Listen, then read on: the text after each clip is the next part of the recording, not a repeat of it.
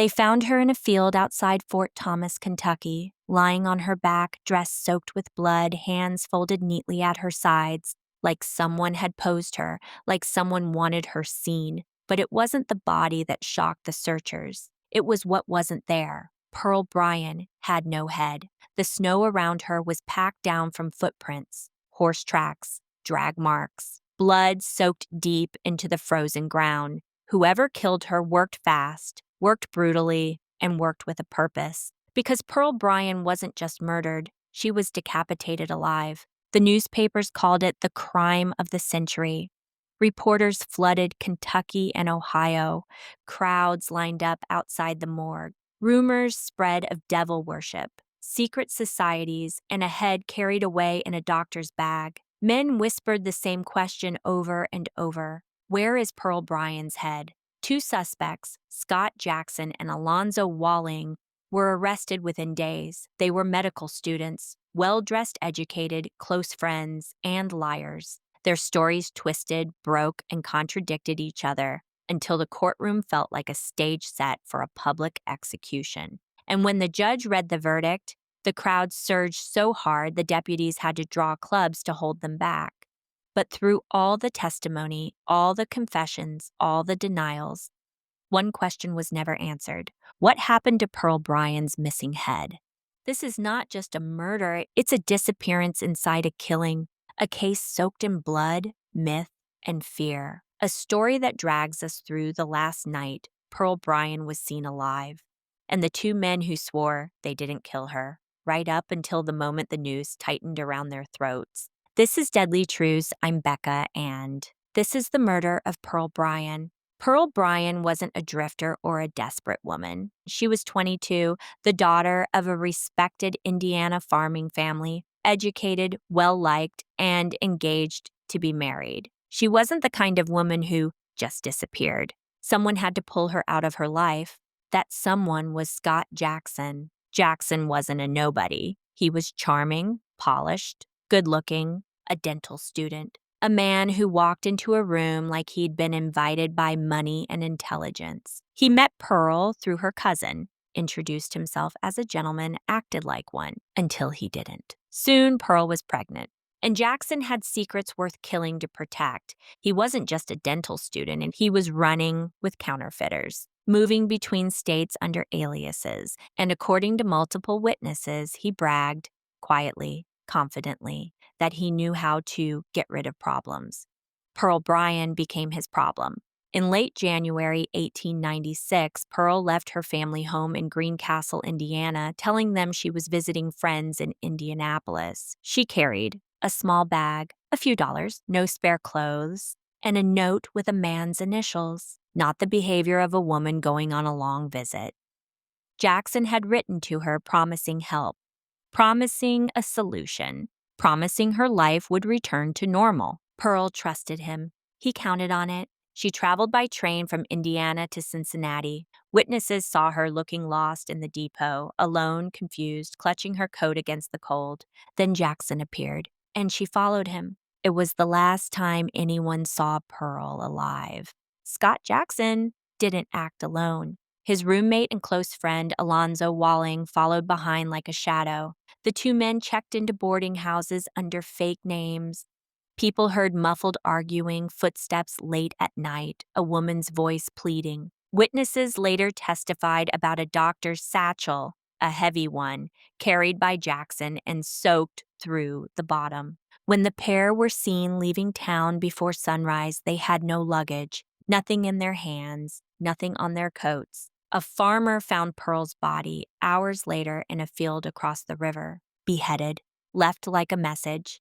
And the killers? They were already miles away, rehearsing their lies. It was just after sunrise on February 1st, 1896, when farmhand Johnny Hewling walked the sloped field near Fort Thomas, Kentucky. A quiet patch of land dotted with fence posts, leafless trees, and the stiff crunch of frozen mud underfoot. He expected nothing. Instead, he found a nightmare. He saw what he thought was a bundle of rags. Then he saw the legs, then the hair, and then the impossible thing. The neck ended in a raw, open stump. No head, Pearl Bryan lay on her back, arms placed neatly at her sides as if someone had arranged her.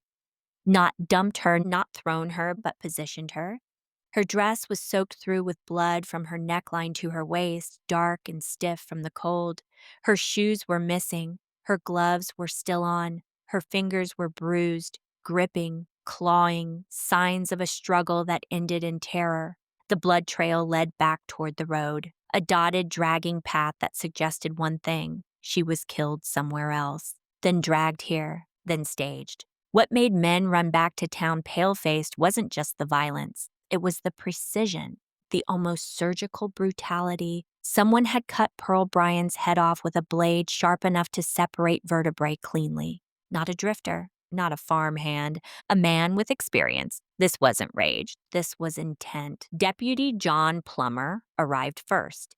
He lifted the hem of Pearl's dress and found a faint stitched mark. G.B. Her family's initials. Inside the dress pocket was a handkerchief embroidered with a name, not hers, but a name the deputies recognized from Cincinnati's medical community, a name tied to trouble. They knew instantly this wasn't local. This was a setup. They found a woman's footprints at the road, a man's larger prints pacing the field, spots where someone knelt in the snow, a trail leading to a nearby lane where wagon wheels had pressed deep into the mud. Someone transported her, someone with access to a horse or carriage, someone who knew the back roads between Cincinnati and northern Kentucky. Detectives got their first real lead when a local stable boy reported something strange. Two well-dressed men had come through days earlier, asking about the routes into Fort Thomas, where the roads were empty, and whether any travelers had been seen. They matched the description of two men boarding in Cincinnati under assumed names. One more clue sealed it. A pair of women's shoes, blood-stained, were found discarded near the Clifton neighborhood in Cincinnati, the same area where two dental students were known to live. The shoes belonged to Pearl Bryan. The men, Scott Jackson and Alonzo Walling. When police descended on Jackson and Walling, they didn't find panic. They found arrogance. They denied everything. They claimed they hadn't seen Pearl. They said they were out drinking. They blamed each other. They lied so badly detectives didn't need a confession to know they were guilty. Then police found the one item every witness had mentioned: a doctor's bag. Inside, blood-stained cotton. Surgical-grade knives, a sponge soaked with a reddish-brown smear, a small bottle of chloroform, a coil of cord. Jackson claimed it was for dental practice. No one believed him. The bag was heavy, too heavy, and when detectives pressed him about the weight, his confidence cracked. "What's in the bag?" Jackson froze. "What happened to her head?" His eyes shifted. A witness told police he had seen Jackson and Walling late at night, carrying the same bag, blood dripping from the bottom. Another saw them crouched on a bridge, dumping something into running water. The Ohio River carried secrets. It still hasn't given that one back. Search teams dragged the river for days. Nothing. They dug through slaughterhouses, medical school incinerators, and fields behind boarding houses. Nothing. One theory: they buried her head in a medical school cadaver pit. Another: they burned it in a furnace behind their boarding house. Jackson later bragged to a fellow inmate that the head will never be found. He was right. To this day, Pearl Bryan's head has never been recovered. Once Scott Jackson and Alonzo Walling were in custody, detectives did what Pearl couldn't. They refused to be manipulated. Jackson was questioned first. He walked in confident, chin up, hair slicked back, wearing the same calm arrogance that charmed Pearl into trusting him. But detectives pressed him fast and hard. "Where is her head?" Jackson claimed he didn't know Pearl was even dead. He said he barely knew her. He said he hadn't left Cincinnati that night. Detectives dropped each lie back onto his chest like bricks. They had his letters to Pearl. They had witnesses seeing them together. They had her shoes found near his boarding house. They had his doctor's bag, still stained. They had footprints matching his boots near the murder scene. Jackson held his ground, but his eyes shifted every time anyone said head. Alonzo Walling wasn't built for pressure. He was quieter, more nervous, easily rattled, and fiercely loyal to Jackson. Until loyalty felt like a hanging offense, he cracked. Walling admitted Pearl traveled to Cincinnati to meet Jackson. He admitted they took her to a boarding house. He admitted something went wrong. He insisted he didn't kill her.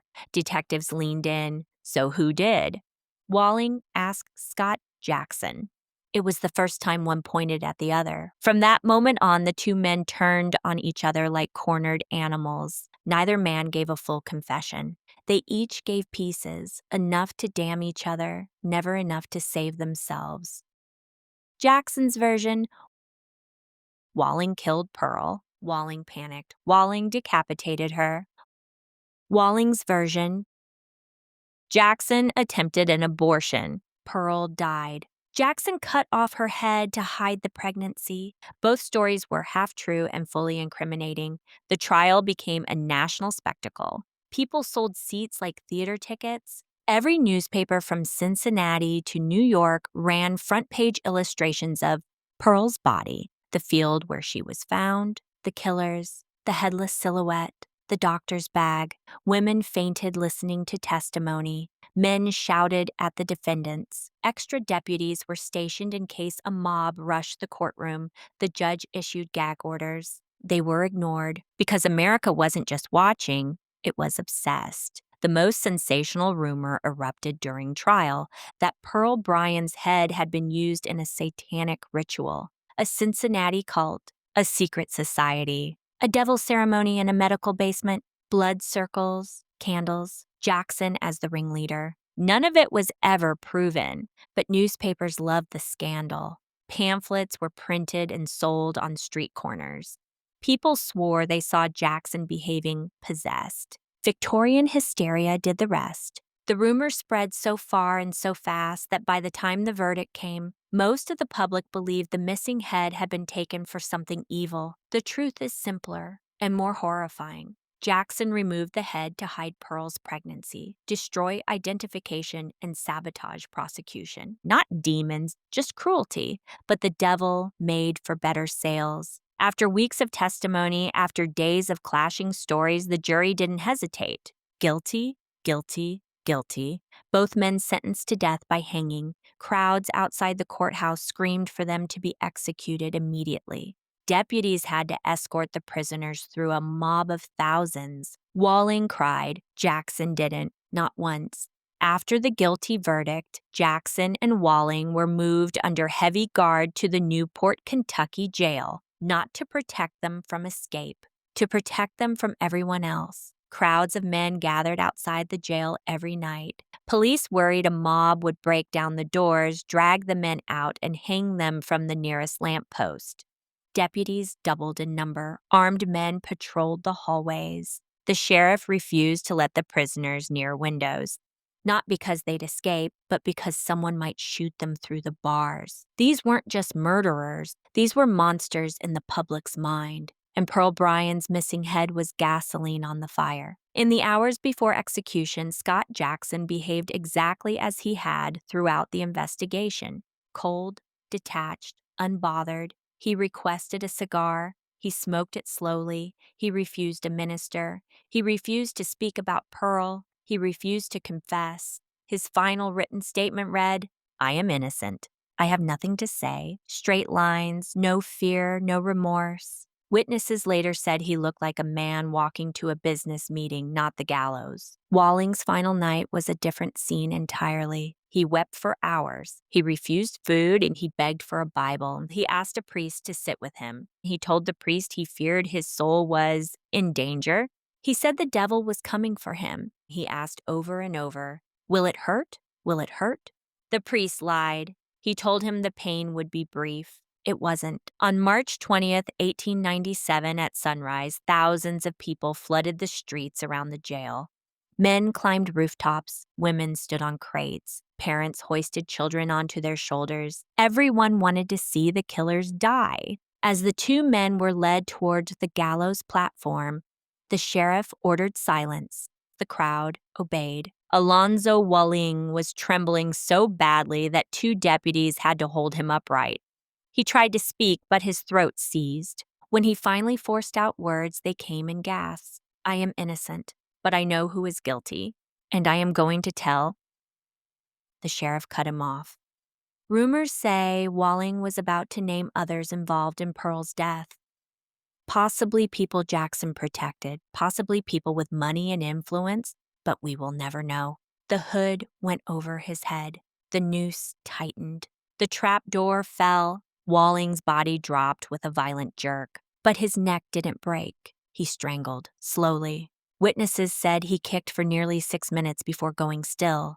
Then Scott Jackson stepped up. He looked out over the crowd, straight-backed, eyes steady. A woman's voice shouted, "Tell us where her head is." Jackson smirked. Just before the hood dropped, he spit out his final words. Walling did it. Not a confession, not the truth, just one last stab at vengeance. The hood went down. The rope tightened. The floor opened. Jackson died much faster, neck broken instantly. Even in death, he controlled the narrative. After both bodies were taken down, the sheriff made an unusual announcement. The head has not been recovered. There will be no further statements. Rumor exploded. People believed it was thrown from a bridge, buried behind the medical school, burned in a furnace, kept as a trophy, used in occult rituals, or taken out of state entirely. No version was ever confirmed. No skull was ever found. Not in the river, not in the fields, not in the medical pits. Pearl Bryan's head is still missing, and that, more than the brutality, more than the trial, more than the executions, is why her story became legend. Pearl Bryan was buried in Greencastle, Indiana, in a quiet cemetery shaded by maples. Her family never held a public funeral. They kept the casket closed. They refused interviews. For the rest of their lives, they answered any question about Pearl with the same 4 words. We don't speak of it. But the world didn't stay quiet, not for a minute. Murder cases fade. Most disappear within a generation, but not Pearl's. Her story refused to die because nothing about her death was ordinary. A pregnant woman lured across state lines, 2 educated men, a surgical decapitation, a missing head, a double execution, rumors of ritualism, and a victim forever unidentifiable without her face. Every ingredient for American folklore was baked in from the start. People traveled from other states to stand where Pearl was found. They'd kneel beside the fence line, press their hands into the soil, and swear they felt something cold move beneath it. Newspapers printed maps. Vendors sold Pearl Bryan souvenirs, postcards, pamphlets, woodblock illustrations of her body. The place became a morbid tourist stop long before the word true crime ever existed. Within a decade, the rumors became stories. Within 2 decades, the stories became legends. And by the 1920s, Pearl Bryan was a ghost. People claimed they saw a woman in white walking the field. They heard a woman crying for her head. They felt fingers run across the back of their neck. They heard whispers at the old slaughterhouse. They saw Jackson's face in the fog on the river, and the most famous rumor, that Pearl's head was tossed down the well beneath Bobby Mackey's Music World, the nightclub later branded the most haunted location in America. There is no evidence her head is there, but legends don't need evidence. They need fear, and Pearl's murder gave people plenty of that. Every few decades, someone tries to solve the head mystery, all hit the same wall. The truth is locked inside 2 men who died with their secrets still warm in their mouths. The only thing we know for sure is this. Pearl Bryan's head was intentionally hidden permanently. Someone never wanted it found. Most murders are about rage. This one was about control. Jackson controlled Pearl's decisions. He controlled the pregnancy. He controlled the crime scene. He controlled the narrative. He controlled Walling. He controlled the courtroom. He controlled his own execution. The missing head isn't just the horror of the case. It's the symbol. Pearl's voice was literally taken from her. But history refused to let the killers have the last word. People kept asking questions, kept writing, kept digging, kept telling her story. And that's why her case endures. because the man who wanted Pearl Bryan forgotten is long dead. But her story? It still cuts like a blade. You've been listening to Deadly Truths, Kentucky Bloodlines with Becca. If this story hit you, take a moment to follow, rate, and share the show on Spotify, YouTube, and Apple Podcasts. It keeps these forgotten histories alive, and it helps new listeners find us. All research, writing, and narration for this episode were done independently. Sources for this case include court transcripts, contemporary newspaper archives, eyewitness testimony, and historical analysis from the Kentucky Historical Society. Deadly Truths is created for educational, historical, and documentary purposes only. The violence described reflects the real brutality of the era and is not intended to sensationalize or glorify harm. And remember, the past doesn't sleep. In Kentucky, it waits in the bluegrass until someone is willing to dig it up.